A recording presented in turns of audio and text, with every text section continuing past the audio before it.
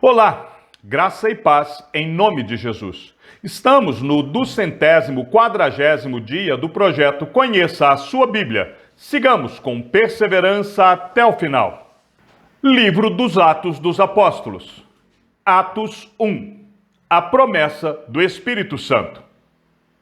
Escrevi o primeiro livro, ó Teófilo, relatando todas as coisas que Jesus começou a fazer e a ensinar, até o dia em que foi elevado às alturas, depois de haver dado mandamentos por meio do Espírito Santo aos apóstolos que tinha escolhido. Depois de ter padecido, Jesus se apresentou vivo a seus apóstolos, com muitas provas incontestáveis, aparecendo-lhes durante 40 dias e falando das coisas relacionadas com o reino de Deus.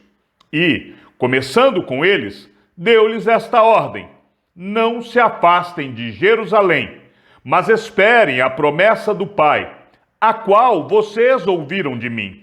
Porque João, na verdade, batizou com água, mas vocês serão batizados com o Espírito Santo dentro de poucos dias. A ascensão de Jesus. Então, os que estavam reunidos com Jesus lhe perguntaram: será este o tempo em que o Senhor irá restaurar o reino a Israel? Jesus respondeu: não cabe a vocês conhecer tempos ou épocas que o Pai fixou pela sua própria autoridade. Mas vocês receberão poder ao descer sobre vós o Espírito Santo, e serão minhas testemunhas, tanto em Jerusalém como em toda a Judéia e Samaria, e até os confins da terra. Depois de ter dito isso, Jesus foi elevado às alturas, à vista deles, e uma nuvem o encobriu dos seus olhos. E estando eles com os olhos fixos no céu, enquanto Jesus subia, eis que 2 homens vestidos de branco se puseram ao lado deles e lhes disseram: homens da Galileia, por que vocês estão olhando para as alturas? Este Jesus, que foi levado do meio de vocês para o céu, virá do modo como vocês o viram subir. A escolha de Matias. Então os apóstolos voltaram do Monte das Oliveiras para Jerusalém. A distância até a cidade é de cerca de 1 quilômetro. Quando entraram na cidade, subiram para o cenáculo onde se reuniam Pedro, João, Tiago, André, Filipe, Tomé, Bartolomeu, Mateus, Tiago, filho de Alfeu, Simão, o Zelote, e Judas, filho de Tiago. Todos estes perseveravam unânimes em oração, com as mulheres, com Maria, mãe de Jesus, e com os irmãos dele. Naqueles dias, Pedro se levantou no meio dos irmãos, que formavam um grupo de mais ou menos 120 pessoas, e disse: irmãos, era necessário que se cumprisse a Escritura que o Espírito Santo predisse pela boca de Davi a respeito de Judas, que foi o guia daqueles que prenderam Jesus. Ele era um dos nossos e teve parte neste ministério. Ora, este homem adquiriu um campo com o preço da iniquidade, e caindo de cabeça, rompeu-se pelo meio, e todos os seus intestinos se derramaram. Isto chegou ao conhecimento de todos os moradores de Jerusalém, de maneira que em sua própria língua esse campo era chamado Acéldama, isto é, campo de sangue. E Pedro continuou: porque está escrito no livro dos Salmos: fique deserta a sua morada, e não haja quem nela habite, e que outro tome o seu encargo. Portanto, é necessário que, dos homens que nos acompanharam todo o tempo em que o Senhor Jesus andou entre nós, começando no batismo de João, até o dia em que foi tirado do nosso meio e levado às alturas, um destes se torne testemunha conosco da sua ressurreição. Então propuseram 2, José, chamado Barsabás, também conhecido como Justo, e Matias, e orando, disseram: tu, Senhor, que conheces o coração de todos, revela-nos qual dos dois escolheste para preencher a vaga neste ministério e apostolado, do qual Judas se desviou, indo para o seu próprio lugar. Depois fizeram um sorteio, e a sorte caiu sobre Matias, que foi acrescentado ao grupo dos 11 apóstolos. Atos 2. A vinda do Espírito Santo. Ao cumprir-se o dia de Pentecostes, estavam todos reunidos no mesmo lugar. De repente, veio do céu um som, como de um vento impetuoso, e encheu toda a casa onde estavam sentados. E apareceram, distribuídas entre eles, línguas como de fogo, as quais pousaram sobre cada um deles. Todos ficaram cheios do Espírito Santo e começaram a falar em outras línguas, segundo o Espírito lhes concedia que falassem. Estavam morando em Jerusalém judeus, homens piedosos, vindos de todas as nações debaixo do céu. Assim, quando se fez ouvir aquela voz, afluiu a multidão, que foi tomada de perplexidade, porque cada um os ouvia falar na sua própria língua. Estavam atônitos e se admiravam, dizendo: Vejam, não são galileus todos esses que aí estão falando? Então, como os ouvimos falar, cada um em nossa própria língua materna? Somos partos, medos, elamitas e os naturais da Mesopotâmia, Judéia, Capadócia, Ponto e Ásia, da Frígia, da Panfilha, do Egito e das regiões da Líbia, nas imediações de Cirene, e romanos que aqui residem, tanto judeus como prosélitos, cretenses e árabes. Como os ouvimos falar sobre as grandezas de Deus em nossas próprias línguas. Todos, atônitos e perplexos, perguntavam uns aos outros: o que será que isso quer dizer? Outros, porém, zombando, diziam: estão bêbados. A pregação de Pedro. Então Pedro se levantou junto com os 11 e, erguendo a voz, dirigiu-se à multidão nestes termos: Homens da Judéia e todos vocês que moram em Jerusalém, tomem conhecimento disto e prestem atenção no que vou dizer. Estes homens não estão bêbados, como vocês estão pensando, porque são apenas 9 horas da manhã. Mas o que está acontecendo é o que foi dito por meio do profeta Joel. E acontecerá nos últimos dias, diz Deus, que derramarei o meu espírito sobre toda a humanidade. Os filhos e as filhas de vocês profetizarão, os seus jovens terão visões, e os seus velhos sonharão.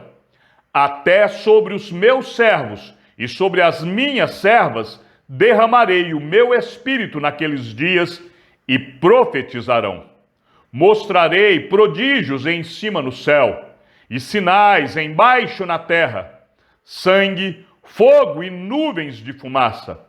O sol se transformará em trevas e a lua em sangue, antes que venha o grande e glorioso dia do Senhor. E acontecerá que todo aquele que invocar o nome do Senhor será salvo. Israelitas, escutem o que vou dizer. Jesus, o Nazareno, homem aprovado por Deus diante de vocês com milagres, prodígios e sinais, os quais o próprio Deus realizou entre vocês por meio dele, como vocês mesmos sabem. A este, conforme o plano determinado e a presciência de Deus, vocês mataram, crucificando-o por meio de homens maus. Porém Deus o ressuscitou, livrando-o da agonia da morte, porque não era possível que fosse retirado por ela. Porque Davi fala a respeito dele, dizendo: Eu sempre via o Senhor diante de mim, porque ele está à minha direita, para que eu não seja abalado. Por isso, o meu coração se alegra e a minha língua exulta. Além disto, também a minha própria carne repousará em esperança, porque não deixarás a minha alma na morte, nem permitirás que o teu santo veja corrupção. Fizeste-me conhecer os caminhos da vida, e me encherás de alegria na tua presença. Irmãos, permitam-me falar-lhes claramente a respeito do patriarca Davi. Ele morreu e foi sepultado, e o seu túmulo permanece entre nós até hoje. Sendo, pois, profeta, e sabendo que Deus lhe havia jurado que um dos seus descendentes se assentaria no seu trono, prevendo isso, referiu-se à ressurreição de Cristo, que nem foi deixado na morte, nem o seu corpo experimentou corrupção. Deus ressuscitou este Jesus, e disto todos nós somos testemunhas. Exaltado, pois, à direita de Deus, tendo recebido do Pai a promessa do Espírito Santo, derramou isto que vocês estão vendo e ouvindo. Porque Davi não subiu aos céus, mas ele mesmo afirma: disse o Senhor ao meu Senhor: sente-se à minha direita, até que eu ponha os seus inimigos por estrado dos seus pés. Portanto, toda a casa de Israel esteja absolutamente certa de que a este Jesus, que vocês crucificaram, Deus o fez Senhor e Cristo. 3.000 batizados. Quando ouviram isso, ficaram muito comovidos e perguntaram a Pedro e aos demais apóstolos: que faremos, irmãos?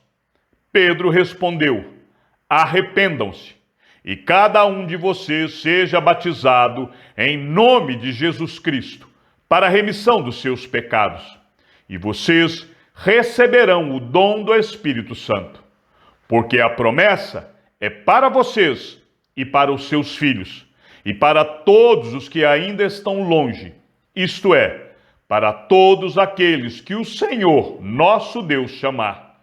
Com muitas outras palavras, deu testemunho e exortava-os, dizendo: salvem-se desta geração perversa. Então, os que aceitaram a palavra de Pedro foram batizados, havendo um acréscimo naquele dia de quase 3.000 pessoas. Como viviam os convertidos?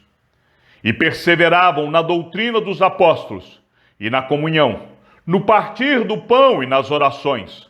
Em cada alma havia temor, e muitos prodígios e sinais eram feitos por meio dos apóstolos. Todos os que criam estavam juntos e tinham tudo em comum. Vendiam as suas propriedades e bens, distribuindo entre todos, à medida que alguém tinha necessidade.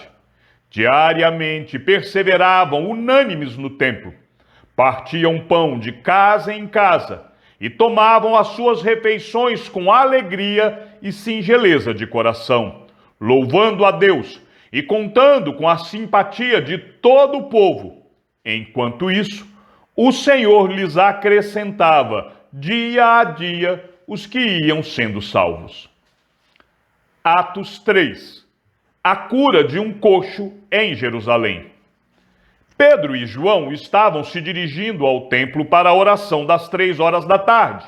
Estava sendo levado um homem, coxo de nascença, que diariamente era colocado à porta do templo chamada Formosa, para pedir esmolas aos que entravam. Quando ele viu Pedro e João, que iam entrar no templo, pediu que lhe dessem uma esmola. Pedro, fitando-o juntamente com João, disse: olhe para nós. Ele os olhava atentamente, esperando receber alguma coisa. Pedro, porém, lhe disse: não possuo nem prata, nem ouro, mas o que tenho, isso lhe dou. Em nome de Jesus Cristo, o Nazareno, levante-se e ande. E pegando na mão direita do homem, ajudou-o a se levantar. Imediatamente os seus pés e tornozelos se firmaram, e dando um salto, ficou em pé. Começou a andar e entrou com eles no templo, pulando e louvando a Deus. todo o povo viu o homem andando e louvando a Deus, e reconheceram que ele era o mesmo que pedia esmolas, assentado à porta formosa do templo. E ficaram muito admirados e espantados com o que lhe tinha acontecido. A pregação de Pedro no templo. Enquanto aquele homem ainda se mantinha ao lado de Pedro e João, todo o povo, perplexo, correu para junto deles no pórtico chamado de Salomão. Quando Pedro viu isso, dirigiu-se ao povo dizendo: Israelitas, por que vocês estão admirados com isto? Ou por que estão com os olhos fixos em nós, como se pelo nosso próprio poder ou piedade tivéssemos feito este homem andar? O Deus de Abraão, o Deus de Isaque e o Deus de Jacó, o Deus dos nossos pais, glorificou o seu servo Jesus, a quem vocês traíram e negaram diante de Pilatos, quando este já havia decidido soltá-lo. Vocês negaram o santo e o justo e pediram que fosse solto um assassino. Vocês mataram o autor da vida, a quem Deus ressuscitou dentre os mortos, do que nós somos testemunhas.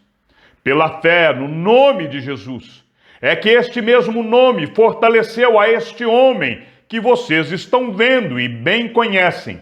Sim, a fé que vem por meio de Jesus deu a este homem saúde perfeita na presença de todos vocês. E agora, irmãos, eu sei que vocês fizeram isso por ignorância, como também as suas autoridades o fizeram. Mas Deus assim cumpriu o que tinha anunciado anteriormente pela boca de todos os profetas, que o seu Cristo havia de padecer. Portanto, arrependam-se e se convertam, para que sejam cancelados os seus pecados, a fim de que, da presença do Senhor, venham tempos de refrigério, e que ele envie o Cristo, que já foi designado para vocês, a saber, Jesus, ao qual é necessário que o céu receba até os tempos da restauração de todas as coisas, de que Deus falou por boca dos seus santos profetas desde a antiguidade. Porque Moisés disse: o Senhor Deus fará com que, do meio dos irmãos de vocês, se levante um profeta semelhante a mim. A esse vocês ouvirão em tudo o que ele lhes disser. Quem não der ouvidos a esse profeta será exterminado do meio do povo. E todos os profetas, a começar com Samuel, assim como todos os que falaram depois dele, também anunciaram estes dias. Vocês são os filhos dos profetas e da aliança que Deus estabeleceu com os pais de vocês, dizendo a Abraão: na sua descendência serão abençoadas todas as nações da terra. Tendo Deus ressuscitado o seu servo, enviou primeiramente a vocês para abençoá-los, no sentido de que cada um abandone as suas maldades.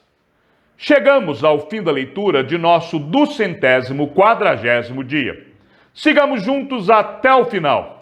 Que o Senhor seja com teu espírito e que a graça seja com todos os que amam sinceramente a nosso Senhor Jesus Cristo.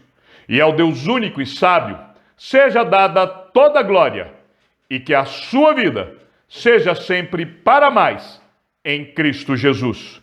E não se esqueça, aquele que ouve a palavra e também a coloca em prática é bem-aventurado no que realiza.